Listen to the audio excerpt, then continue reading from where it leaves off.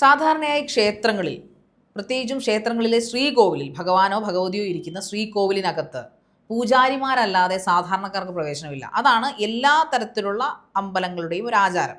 അതൊരു ആചാര ലംഘനമാണ്. അത് ക്രോസ് ചെയ്യുന്ന ഒരു ആചാര ലംഘനം തന്നെയാണ്.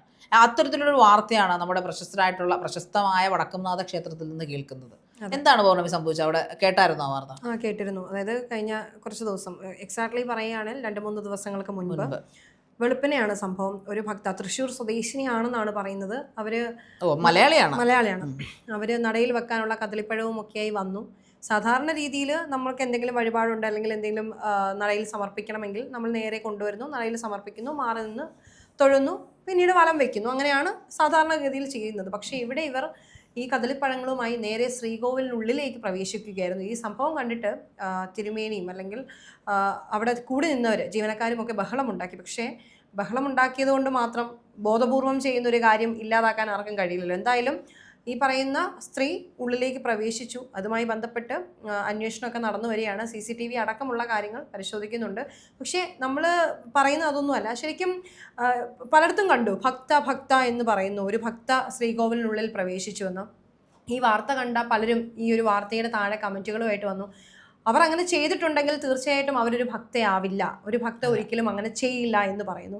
അപ്പോൾ അത് കണ്ടപ്പോൾ ശരിക്കും തോന്നി. കാരണം നമ്മളൊരു ഭക്ത എന്ന് പറയുന്നത് ആ ഒരു ഭക്തിപൂർവ്വം ഈ കാര്യങ്ങളും ഈ വിശ്വാസങ്ങളെയെല്ലാം വിശ്വസിച്ചുകൊണ്ട്, ഈ ആചാരങ്ങളെയെല്ലാം അനുകരിച്ചുകൊണ്ട്, അല്ലെങ്കിൽ അതിൽ വിശ്വാസം അർപ്പിച്ചുകൊണ്ട് അതിന് ഒത്ത് സഞ്ചരിക്കുന്നവരായിരിക്കുമല്ലോ തീർച്ചയായിട്ടും ഒരു ഭക്ത എന്ന് പറയുന്നത്. തീർച്ചയായിട്ടും. കാരണം നമുക്കറിയാം, നമുക്ക് വിശ്വാസം ഇല്ലെങ്കിൽ നമ്മൾ ആ സ്ഥലത്തേക്ക് പോവില്ല. ഇപ്പോൾ നമുക്ക് അമ്പലത്തിൽ വിശ്വാസം ഇല്ലെങ്കിൽ നമ്മൾ നിരീശ്വരവാദികളെ കണ്ടിട്ടുണ്ട്. അവർ അമ്പലങ്ങളിലൊന്നും പോകത്തില്ല. മറിച്ച് വിശ്വാസമുള്ള ആൾക്കാരാണ്. അതിൽ വിശ്വാസത്തിന്റെ ആഴം എത്രയുണ്ടെന്ന് ഡിപ്പെൻസ് ഓൺ ദ പേഴ്സൺ ആണ്. പക്ഷേ നല്ല കറതീർന്ന ഭക്തകൾ, ഇപ്പോൾ ഈ പറയുന്ന പോലെ കദളിപ്പഴവും ധാരയ്ക്കൊക്കെ പൂജാതി സാധനങ്ങൾ കൊടുക്കണമെങ്കിൽ അവരൊരു ഭക്തയാണ്. ആ ഭക്തയ്ക്ക് എന്തുകൊണ്ട് അറിവില്ല എന്ന് ചോദിച്ചാൽ ഒരു ദുരൂഹമാണ്.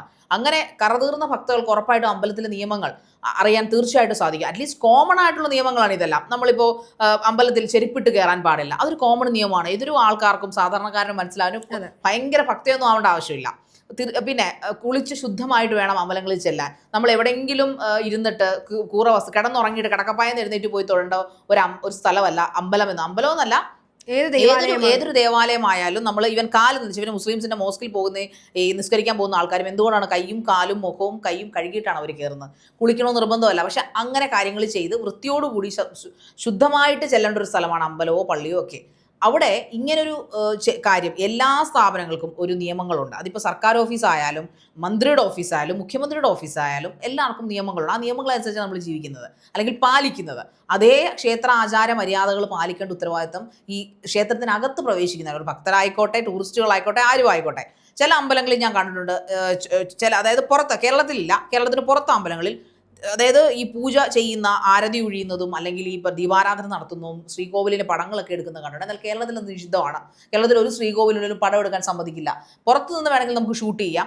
ഇല്ലെങ്കിൽ കൃത്യമായി അവർ എഴുതി വെച്ചിട്ടുണ്ട്, ഇതിൽ നിങ്ങൾക്ക് ക്യാമറകൾ ഉപയോഗിക്കാൻ പാടില്ല ഇൻസൈഡ്. പ്രത്യേകിച്ചും കേരളത്തിലെ വടക്കുംനാഥ ക്ഷേത്രം, അതുപോലെ നമ്മുടെ ശ്രീപത്മനാഭ സ്വാമി ക്ഷേത്രം, ആറ്റുകാൽ ക്ഷേത്രം, അങ്ങനെയുള്ള പ്രശസ്തമായ ക്ഷേത്രങ്ങളിൽ മസ്റ്റായിട്ട് എഴുതി വെച്ചിട്ടുണ്ട് ശ്രീകോവിലിൻ്റെ. ബാക്കിയൊക്കെ ഓക്കെ, പക്ഷെ അകത്ത് ആ പ്രതിഷ്ഠയുടെ ഫോട്ടോ നിങ്ങൾ എടുക്കാൻ പാടില്ല എന്നുള്ളത്. കാരണം അത് നമ്മൾ നേരിട്ട് എന്ന് തൊഴേണ്ട ഒരു കാര്യമാണ്, അതൊരു ഭക്തിയുടെ ഒരു കാര്യമാണ്. ഇപ്പോൾ നമ്മൾ ചർച്ച ചെയ്യുന്ന മുഖം നിങ്ങൾ ഇതിക്ക് ഫോക്കസ് ന്യൂസ് ഇപ്പോൾ ഭക്തി ചാനലായി മാറുന്നത് അങ്ങനെയല്ല. നമ്മളുടെ ഒരു നാടിൻ്റെ ഒരു ട്രഡീഷനാണ് അമ്പലങ്ങൾ, പള്ളികൾ ഒക്കെ എന്ന് പറയുന്നത്. നമ്മുടേതായ ആചാരങ്ങളാണ് അവിടെ എല്ലാം പാലിക്കപ്പെടുന്നത്. നമ്മൾ വർഷങ്ങളായിട്ട് അനുഷ്ഠിച്ചു പോകുന്ന ആചാരങ്ങൾ. ആ ആചാര മര്യാദകൾ അറിയാത്ത ഒരാളെ തീർച്ചയായിട്ടും ആ കമന്റിൽ പറഞ്ഞ കറക്റ്റാണ്. അവരെ എങ്ങനെയാണ് ഭക്തി എന്ന് വിളിക്കാൻ സാധിക്കുന്നത്? ഇപ്പോൾ പൗർണമി പറഞ്ഞ പോലെ അവർ തൃശ്ശൂർ സ്വദേശിനിയാണെന്ന് പറയുന്നു. അവർ തൃശ്ശൂർ സ്വദേശിനിയാണ് എങ്കിൽ ഒരിക്കലും ഇത് ചെയ്യാൻ പാടില്ല. അവർക്ക് എന്ത് ധൈര്യമാണ് ശ്രീകോവിലിനകത്ത് കയറി ആ ഒരു സംഭവം അവിടെ വെക്കാനായിട്ട്? അത് വേറൊന്നും കൊണ്ടല്ല, അവിടെ പൂജാരിമാർ മാത്രമാണ്. അവർ സ്ത്രീ ആയതുകൊണ്ടല്ല ഈ പറയുന്നത്. സ്ത്രീ എന്നോ പുരുഷനെന്നോ ഇല്ല. അവിടുത്തെ പൂജാരിമാർ, അതായത് ആരാണോ ഭഗവാനോ ഭഗവതിക്കോ സേവ ചെയ്യുന്നവർ, അവർക്ക് മാത്രം കയറാൻ അനുവദിച്ചിട്ടുള്ളൊരു സ്ഥലം, പുണ്യമായിട്ടുള്ളൊരു സ്ഥലത്ത് എങ്ങനെ ഇവർക്ക് കയറാനുള്ള മനസ്സ് വന്നു എന്നുള്ളത് ഒരു ക്വസ്റ്റ്യൻ ചെയ്യപ്പെട്ട സംഗതി തന്നെയാണ്. അത് എന്തിൻ്റെ ഒരു ബേസിലാണ് ഇത്? അവരുടെ ഇന്റർവ്യൂ കിട്ടുന്നേ കൊള്ളായിരുന്നല്ലേ പൗർണമി? ശരി, അല്ല അത് അവരോട് തന്നെ ചോദിക്കേണ്ടി വരും. ശരിക്കും എത്ര ആലോചിച്ചിട്ടും മനസ്സിലാവുന്നില്ല. കാരണം വയ്യാത്തൊരാളാണെങ്കിൽ ആ ഒരു രീതിയിൽ നമുക്ക് മനസ്സിലാക്കാം. പക്ഷെ എന്നാൽ പോലും അങ്ങനെ ഒരാളും ഇതുവരെ കേട്ടിട്ടില്ലാത്തൊരു കാര്യമാണ്. ഇതൊരു പുതിയൊരു കാര്യമാണ്. കാരണം ശ്രീകോവിലുള്ളിൽ നമ്മളിപ്പം ശബരിമല അടക്കമുള്ള വിഷയങ്ങൾ നമ്മുടെ മുന്നിലേക്ക് വന്നു. ശബരിമലയിൽ സ്ത്രീകൾക്ക് പ്രവേശനം അനുവദിക്കണം എന്നുള്ള സംഭവങ്ങളെല്ലാം വന്നപ്പോഴും അവിടെയൊന്നും ഒരു സ്ത്രീയും ഇതുവരെ പറഞ്ഞു കേട്ടിട്ടില്ല കേട്ടിട്ടില്ല, ഞങ്ങൾക്ക് ശ്രീകോവിലിനുള്ളിൽ പ്രവേശിച്ച് ഭഗവാനെ കാണണം അല്ലെങ്കിൽ ദർശനം വേണം എന്ന് ഇതുവരെ ആരും പറഞ്ഞു കേട്ടിട്ടില്ല. പക്ഷെ ഇത് ഭയങ്കര യാദൃശികമായിട്ട് അല്ലെങ്കിൽ നമ്മൾ ഒട്ടും പ്രതീക്ഷിക്കാത്തൊരു വാർത്തയായിപ്പോയി. ഇപ്പം ഈ കമൻസിനകത്തൊക്കെ ജനത്തിന്റെ ആ ഒരു രോക്ഷം അല്ലെങ്കിൽ അവരുടെ ആ ഉള്ളിൽ ഇപ്പം ഈ പറയുന്ന കുറേ ആളുകളൊക്കെ പറയായിരിക്കും, ഒന്ന് ശ്രീകോവിലിനുള്ളിൽ കയറിയാൽ എന്താ എന്ന് ചോദിക്കാനും സ്വാഭാവികമായിട്ടും നമ്മുടെ നാട്ടിലെ ആളുകളുണ്ട്. പക്ഷെ അങ്ങനെ 1-2 ചോദ്യങ്ങൾ വരുമ്പോൾ അവരെ ക്ലോസ് ചെയ്യാൻ വേണ്ടി 1 കോടിയോ 2 കോടിയോ ആളുകൾ റെഡിയായിട്ട് നിൽക്കുകയാണ്. അങ്ങനെയല്ല, ഓരോ കാര്യങ്ങൾക്കും ഇപ്പോൾ ശാരിക പറഞ്ഞ പോലെ അതിൻ്റെതായ രീതികളുണ്ടല്ലോ. ചില കാര്യങ്ങൾ ആ കൃത്യമായ രീതിയിൽ ഫോളോ ചെയ്യുമ്പോഴേ അതിന് ആ ഒരു ഭംഗി വരുള്ളൂ. ഇപ്പം ഈ പറയുന്ന അമ്പലങ്ങൾ അല്ലെങ്കിൽ ക്ഷേത്രങ്ങൾ മാത്രമല്ല, അതിപ്പം ചർച്ചുകളായാലും മോസ്കുകളായാലും എല്ലാവരും അനുഷ്ഠിച്ചു വരുന്ന കുറേയധികം വർഷങ്ങളായിട്ട് ഫോളോ ചെയ്തു വരുന്നൊരു പാറ്റേൺ ഉണ്ട്, ഒരു രീതിയുണ്ട്. അപ്പം നമ്മൾ കഴിഞ്ഞ കുറേ നാളുകളായിട്ട്, അതായത് നമ്മൾ ജനിച്ച് ചെറുപ്പം തൊട്ടേ വളർന്നു കണ്ടു, നമ്മൾ കണ്ടു കേട്ട കാര്യങ്ങൾ അതല്ല ഇങ്ങനെ തെറ്റിച്ചു എന്ന് പറയുന്നത് കേൾക്കുമ്പോൾ ആർക്കാണേലും ഒരു വിഷമം തോന്നും. അതുപോലെ തന്നെ ഇപ്പോൾ കൊച്ചിൻ ദേവസ്വം ബോർഡ് ഈ ഒരു സംഭവവുമായി ബന്ധപ്പെട്ട അന്വേഷണത്തിനൊക്കെ വിധിച്ചിട്ടുണ്ട്. അതുപോലെ CCTV ദൃശ്യങ്ങളൊക്കെ, ഇപ്പോൾ ഈവൻ CCTV ദൃശ്യങ്ങൾ കിട്ടിയാലും ആ ഒരു പർട്ടിക്കുലർ വ്യക്തിക്ക് മാത്രമേ പറയാൻ കഴിയുള്ളൂ. ഇപ്പോൾ നമ്മൾ ചില അമ്പലങ്ങളിൽ ഉത്സവ സമയത്ത് അല്ലെങ്കിൽ എന്തെങ്കിലും പ്രത്യേകമായിട്ടുള്ള പൂജ വഴിപാടൊക്കെ നടക്കുമ്പോൾ നമ്മൾ ക്ഷേത്രങ്ങളിൽ നിന്ന് കേട്ടിട്ടുണ്ട്, അവരുടെ ദേഹത്ത് ദേവി കയറി അല്ലെങ്കിൽ ദേവൻ കയറി അല്ലെങ്കിൽ അതിൻ്റെ ഇങ്ങനെയൊക്കെ നമ്മൾ പറഞ്ഞു കേട്ടിട്ടുണ്ട്. പക്ഷേ ഇതിനകത്തേക്ക് യാഥാർത്ഥ്യം ആ ഒരു വിശ്വാസത്തിൽ വിശ്വസിക്കുന്നവർക്ക് മാത്രമേ അത് മനസ്സിലാക്കാനോ അംഗീകരിക്കാനോ പറ്റുള്ളൂ. എല്ലാവർക്കും അത് പറ്റണമെന്നില്ല. ഇനി അങ്ങനെ എന്തെങ്കിലും ആണോ ഇതിനകത്ത്, ഇനി അവരുടെ ബോധത്തോടാണോ അവർ ചെയ്തത് അല്ലെങ്കിൽ ആ സമയത്ത് അവർക്ക് എന്തെങ്കിലും സംഭവിച്ചതാണോ എന്നതടക്കമുള്ള കാര്യങ്ങൾ അറിയണമെങ്കിൽ ആ രീതിയിലുള്ള ശാസ്ത്രീയമായിട്ടുള്ള പരിശോധനകൾ അടക്കം വേണം. പക്ഷേ ഇപ്പോൾ അമ്പലങ്ങളിലാണെങ്കിലും ഇപ്പം നമ്മൾ പലപ്പോഴും കേട്ടിട്ടുണ്ട് ദേവി ഇവിടെ ഇല്ല. ദേവി ക്ഷേത്രങ്ങളിലാണെങ്കിൽ എന്തെങ്കിലുമൊക്കെ ഈ ദേവപ്രശ്നമൊക്കെ വെച്ച് നോക്കൂല, അപ്പോൾ പറയും ദേവി ഇവിടെ ഇല്ല, എന്തോ ഒരു ഇഷ്ടക്കേട് ഉണ്ടായിട്ടുണ്ട്.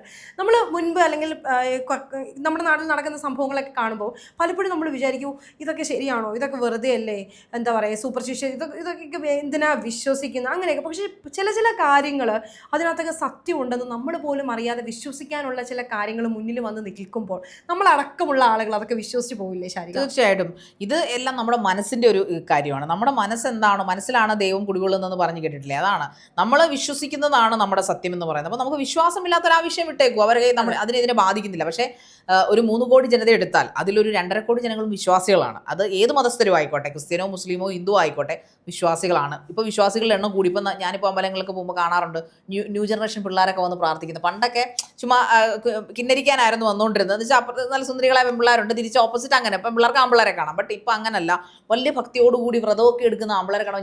ഞാൻ എൻ്റെ ഈ പ്രായത്തിലാണ് വ്രതം എടുക്കാൻ തുടങ്ങിയത്. വ്രതമൊക്കെ എടുക്കുന്നെങ്കിൽ പോലും എൻ്റെ ആ ഒരു ടീനേജ് പ്രായത്തിൽ ഞാനൊന്നും ചെയ്തിട്ടില്ല. പക്ഷേ ഇന്ന് ആ പിള്ളേർ അത് ചെയ്യുന്ന കാണുമ്പോൾ ഞാനവർക്ക് നല്ല കാര്യം. കാരണം അവർക്ക് ഒരു ഭക്തി വരുമ്പോൾ നമുക്കുള്ളിൽ വരുന്ന ഒരു ഭയമുണ്ട്. നമ്മൾ തെറ്റുകൾ ചെയ്യരുത്, ചെയ്യുന്നത് അരുതാത്തതാണെന്നൊരു ചിന്ത ഉള്ളിൽ വരും. അതല്ലാതെ വേറൊന്നും അല്ല നമ്മൾ ഭക്തി കൊണ്ട് ഉദ്ദേശിക്കുന്നത്. ഏതോ ഒരാൾ നമ്മളെ വാച്ച് ചെയ്യുന്നുണ്ട്, നമ്മുടെ അച്ഛനോ അമ്മയോ അല്ലെങ്കിൽ നമ്മുടെ കൂടപ്പുറപ്പോ കാമുകനോ ഹസ്ബൻഡോ ഒക്കെ കാണാത്ത ഒരു കള്ളത്തരങ്ങൾ നമ്മളെല്ലാവരും ചെയ്യുമല്ലോ എപ്പോഴെങ്കിലും എന്തിൻ്റെയെങ്കിലുമൊക്കെ പേരിൽ.